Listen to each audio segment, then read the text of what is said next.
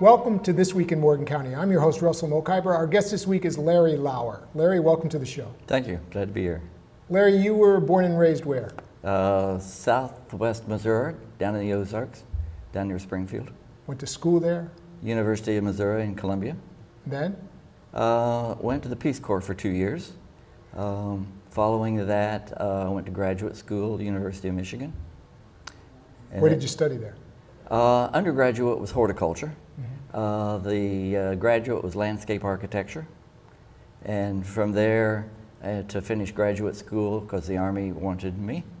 I joined the Army so I could finish graduate school. So I was in the Army for the next 3 years. What brought you to Berkeley Springs? Well, once I left the military, I was actually assigned as a military officer to Baltimore District Corps of Engineers. And so I was stationed there, and so I became familiar with the surrounding area in Maryland because we worked all through the Mid-Atlantic area. And I had been to Berkeley Springs, and when we started looking for a weekend place, a summer place, something to pull me away from work a little bit, we landed in Berkeley Springs. And what year did you come here? 1990. You've been here 16 years or so? Yeah. And you're very active in the community. Yes. And you gave me a list of things you're active in. One is streetscape.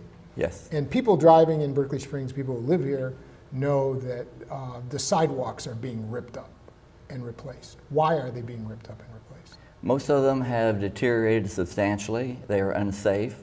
Many of them are not ADA compliant. By ADA, that's the American Disabilities Act.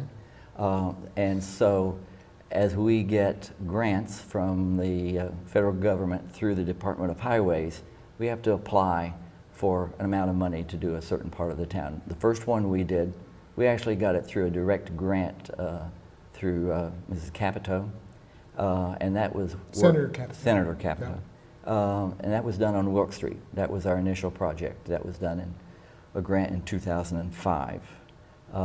We got a second grant directly through the system in 2008, and that work was done along Mercer Street. This is the third phase of kind of a comprehensive plan of redoing the sidewalks, providing better lighting, providing street furniture, making it an attractive, safe downtown environment that people will enjoy coming, visiting, shopping. And this is on 522. Excuse me? This is on 522, the work is being done. No, right now it's two-part. The streetscape portion is one project, and it is along the first block of Washington, from Fairfax to Congress. It turns and does the two sidewalks on either side of Lower Fairfax, along the park and along the shops. Associated with that is an entirely separate project, totally funded by the Department of Highways, to rehabilitate the brick paver blocks of Fairfax, both lower and upper, because those have deteriorated substantially. If you drive on those roads, many of them are very dangerous. And so in working with us on Streetscape, Department of Highways became familiar with the quality of the road, which it's their responsibility to maintain, and approached the town to see if the town would be interested in having that redone.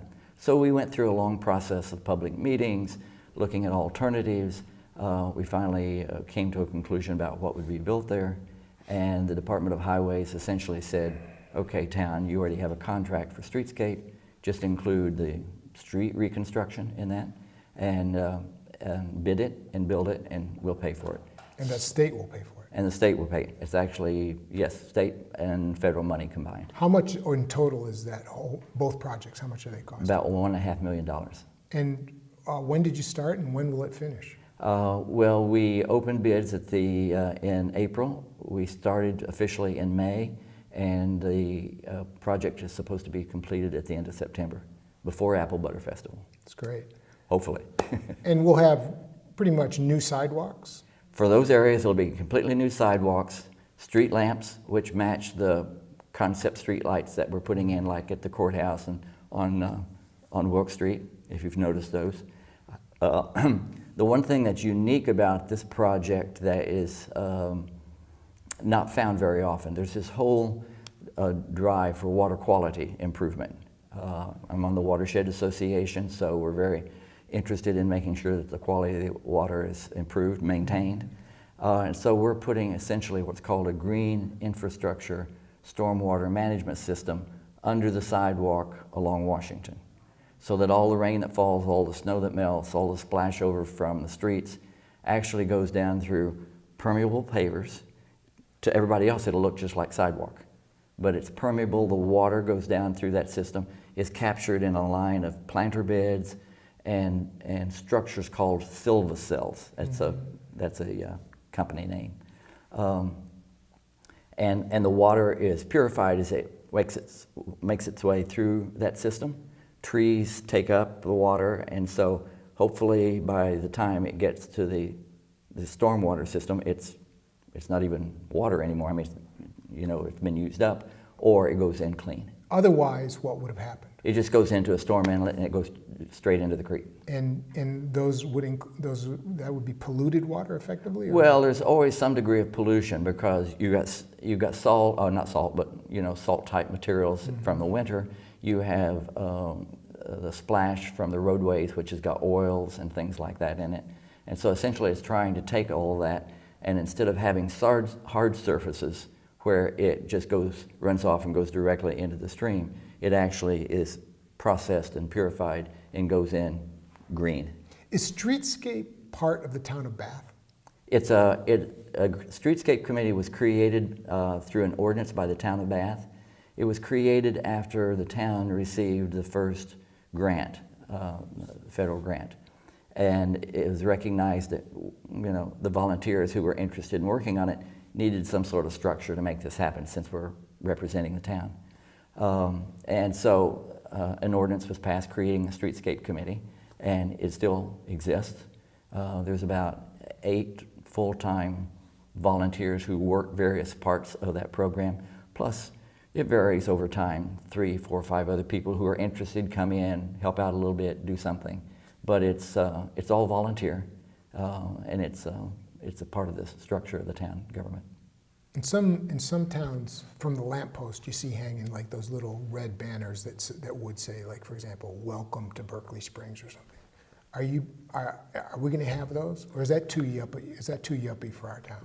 Well, that's not my decision about whether it's too yuppie. We're putting the facilities in so those can be added, as well as we're putting an electrical connection into the planter boxes. So if people want to light the Christmas trees or the holiday trees, they can do that. So we're trying to up the quality of the downtown environment.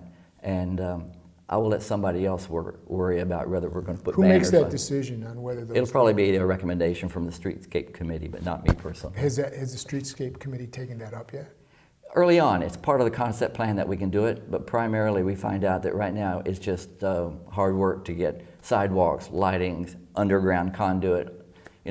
Many people don't realize how much stuff goes on underneath the surface. When they walk on a new sidewalk, they don't know they're walking over stormwater management systems or lighting conduit that hooks all those lights together back to a central control panel.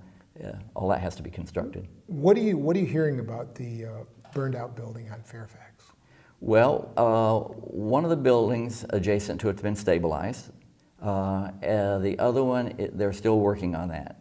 So I'm not on that project. But obviously it's a big issue for... It's a big issue. We had to make a decision as to whether or not buildings would be demolished and removed before we did the streetscape, the sidewalks and the street in front of it. But we... Wait, was a decision made not to demolish? No. It's still to be demolished, but... Oh yeah, but I'm talking about the adjacent buildings. Let me back up.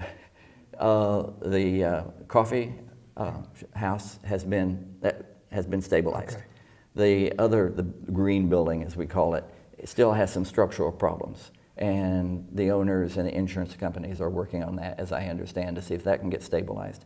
If those two are both stabilized, then the burned material from the 2 original buildings that burned will be demolished and removed and the site cleaned up and offered for resale, for redevelopment. So the problem we had is, do we hold up the streetscape project until all that takes place when we don't know how long that's going to take? Or do we go ahead and build it recognizing that we're going to have to protect the sidewalks and the streets when that demolition takes place? So ultimately we couldn't know a time frame for sure. So the owners put up the facade. This week it's going to start being painted with a mural. Don't know how long it'll be up. Hopefully it'll be up for a short period of time. Could be up for a longer period. Is there any discussion about what possibly might go there? Well, there is certainly, I'm sure there's a lot of discussion going on among people that I'm not talking to. The streetscape people have talked about, we hope that it is something that is, appropriate, commensurate with the architecture of the town. I'm on the Town of Bath Landmarks Commission, and we want to see something that, while it won't be of the vintage of the buildings that we lost, it will certainly reflect the same style of architecture or something similar that will fit in. A lot of new buildings now can be designed to fit in very comfortably with old architecture. And we're hoping that that is what is going to take place. But it really is going to be whoever purchases the properties and hopes to redevelop them. And there'll be a process by how that's permitted and accomplished. You're also one of the founding fathers of the farmers market. Founding fathers makes me sound really old. Well, I mean, we have George Washington's bathtub. Yeah, I'm not quite that old. And Larey Lower's farmers market. All right, tell us the history of farmers market, how it came about. Well, how it came about is that I've always been interested in local food. I grew up on a dairy farm. We grew all of our own produce. So I grew up loving horticulture, and as a result, that's why I went to school in horticulture. And as time went on, it became very clear that this was a process that needed to happen across the country, and it is big time in terms of local food. So we've been working not only with setting up the market as an outlet for locally produced food, but we're also working with farmers to try to get them to produce for the local market. The Morgan County's agriculture has gone from dairy and regular farming to hay and beef cattle. And so we've lost a couple of generations of people who know how to actually grow food. And so little by little, we're working with farmers through the Morgan County Association for Food and Farm, which is the parent organization of the market as well. So we're dealing not only with the marketing side, but we're also trying to build the production side. Late 1990s, there had been a couple of attempts to have a farmer's market, which failed. And so people brought that back up and said, okay, it was like January, we're gonna have a farmer's market this summer. And I said, no, that is not the way to go about it. What you needed, it's failed twice, we can't afford a third failure. So we're gonna spend a year planning it, getting educated from other markets, from other states, and there was a little bit of a protest. People were too eager, they wanted to do it. And I said, no, if you're gonna do it that way, I'm not gonna be involved. It needs to be well-planned, organized, structured, with some assurance that it's gonna succeed. So we spent a year looking at all that data, information, and we had a lot of people who signed up. I'm going to come and sell produce. And we opened with 2 vendors. Who were they? I don't even remember their names now, Okay. but 2 vendors. And we were just, horrified. That was what, 2000? That was 2001. And so the committee said, okay, we put this much work in it. This is not going to fail. We raided our own gardens. We got friends and neighbors to bring in stuff. I cut all the flowers in my garden, made bouquets, sold them, and little by little, it just took, I think, some people to realize that it could work. And once they saw that there was an opportunity, then one by one we started getting additional producers to sign up. And right now I think I'm not on the Farmers Market Committee anymore. That's passed on to some other people and they're very active. I think there's around 18 vendors in the market this year. How does it compare to farmers markets in the Eastern Panhandle, for example? It probably compares fairly well to Charlestown. The grandfather of markets in the Eastern Panhandle were Shepherdstown. It was in practice a few years before we started. So those are the three really sources of farmers markets in the Eastern Panhandle. Is there a place to expand? Because I know that there's only like one side of the street that's used. Right. If it were possible, if there were more vendors, is there a place to expand it? Well, we can refine how the layout takes place, but there is room to expand there modestly. We have always thought that at some point in time, relocation might be required, and that's why we've always been interested in parts of the community which we'd like to see urban redevelopment take place.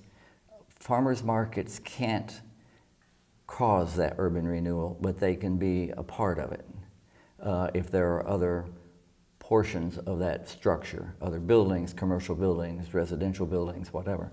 So one of the things I've been peripherally involved in, along with some other people, is how to kind of redevelop vacant parcels and portions of the community and make it more economically viable. And of course, the area that's considered the most available is the old depot lot, which the town now owns 2 of those 3 parcels down there. What do you think should go there?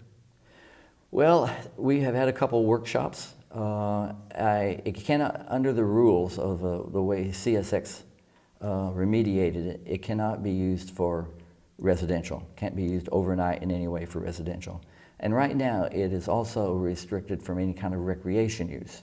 However, we've been working with the Department of Environmental Protection to go through some additional investigations that will lift the restriction for recreation.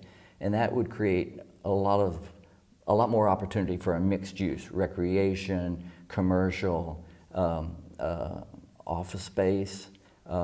There's some uncertainty about what the depot might be used for in the past. There's a lot of debate and there's a lot of differing opinions about what it should be used for.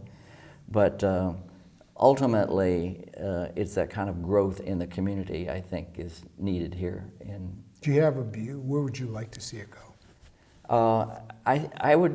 I would like to see it. I think the best place to do it would be part of a development, if it could be the north end, but that's years and years away. And as a part of that, if the market can continue to grow, what we really need to do is raise enough money that we have a permanent marketing structure. That really helps the market flourish. Are you talking about the farmers market? Farmers market. And you're saying there's a possibility it could go at the train depot? It's one of many things on the list. Okay. There's a list of 25 ideas that could go there. And so right now, the pause at the depot itself is a result that there's still work to be done on the interior. And they received one of the 2 grants that the community received this year from DOH, which is to go ahead and rehabilitate the inside. It has asbestos in it and other things.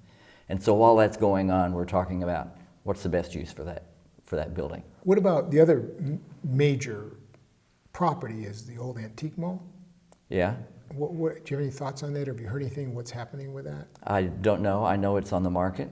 And I mean, that building and similar kind of buildings that date from the earlier era of early 1900s have been redeveloped in other communities beautifully. Right. And so the hope is that with economic development incentives and urban renewal kinds of programs, which are right now kind of out of favor. They used to be funded strongly by the federal government and state governments, and right now economically those are just not happening.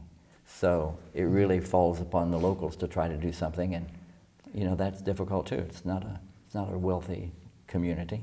It just seems that those 2 properties, maybe the rag shop, which is also up for sale, if those 3 got into the right hands and there was decent development there, it could change the course of the town. It certainly could. It could change it dramatically. And it's those kinds of things then that spin off urban residential redevelopment. One of the things that we're looking at from the town, from a comprehensive planning standpoint, is that there's been a diminishment of investment in maintaining the properties in town. And how do we turn that around? How do we encourage people to renovate those properties, keep them up, make them viable, make them resellable? And so that would be a spin-off to that kind of a development too, if we could succeed in getting, some linchpins into the community for redevelopment. The county bought the building right next to the courthouse, and they're planning on tearing it down. Is that correct? It's already torn down. It's torn down. Oh, Okay. notice. And that was a good thing, because that was sort of an eyesore. Is that right? Well, again, you've got different opinions. What's yours? I think it had to go, even though I'm the chair of the Historic Landmarks Commission at the moment, and we do not want to see buildings that contribute to the historic structure of the town torn down. But that building was in an awkward location. It stood alone. It was in pretty bad shape. We couldn't, while we took the position that we had no authority to keep it from being torn down, we just wanted to go on record to say these are the kind of things we need to look at before structures get torn down in town. We've already lost too many of the historic structures in town. And we are a historic district, and if you lose too much of that structure, then the historic district designation can be removed from us. And we don't want to do that, because there are some real economic benefits for property owners whose property is listed as a contributing structure to the historic district. They can get tax credits anywhere from 20 to 30% for their investments in rehabilitating those properties. One of them's underway right now. If you know what was the Old Town Hall that Gail and Gareth Foles have bought and are refurbishing beautifully. Right next to where that building was torn down. Yeah, same area. Uh-huh. And what's going to go in place of the building that's torn down? Well, I can't speak for the county, but my understanding was partly they wanted to just get rid of it because it was juxtaposed right next to the courthouse. But they also needed additional parking, and some of us have been through some of the other organizations I work with, the Watershed Association, and is to get a stormwater management plan off of that parking lot and that property, which would include some tree planting, some stormwater retention ponds. So that plan is being worked on a little bit. I don't know where it stands. I'm not right in charge of it. But that would be the desire to have it fit into the vision of a streetscape, a livable, attractive, walking, environmentally proper community. Gail and Gareth Folds are renovating the old town hall, as you mentioned. What's going to go in there, do you know? I think they're going to use it for rental property. Okay. But I worked with them to get through the tax credit applications, and my understanding is that they were successfully accepted into the program. So there's a real incentive for someone to take an older structure that qualifies, and if 30% of the investment can be paid back in terms of tax credits. We have just a couple minutes left. What about, you also work on the rail trail? Yeah. Tell us about the proposal for the rail trail and where it stands and what you hope will happen. Well, it's been delayed partly because of some earlier kind of not missteps, but some difficulty in working through a plan that was going to be affordable. And so essentially there was some discussion about just dropping the whole thing. But there was kind of a surge of public interest in going ahead with it, and so the county commissioners have proceeded to support it. The state took over with one of their standard contractors, planners, to actually finish a plan that was affordable and provide the additional money. So it's going rather sedately, And the idea is a trail from Hancock to Berkeley Springs? Well, this is just the first phase that we're talking about. It goes from the depot, because the state absolutely wanted the trailhead to be at the depot, because that program is paying for the rehabilitation of the depot. So, and then it would go 2 miles down and for the time being paused just south of the senior center, just north of the senior center, excuse me, and Sand Mine Road, and there'd be a trailhead there. and there would be different connections along the route where people could enter the trail and exit the trail. But eventually to Hancock. Eventually, the plan is to go to Hancock and tie it into a real network of trails here along the Potomac River Basin. There are a lot of trails, and the more you can tie those things together, the more opportunities it gives. We've got a lot more to talk about, but we're out of time, so we're going to have you back. All right. Thank you, Larey Lower. I appreciate it. Thank you. And thank you for watching This Week in Morgan County.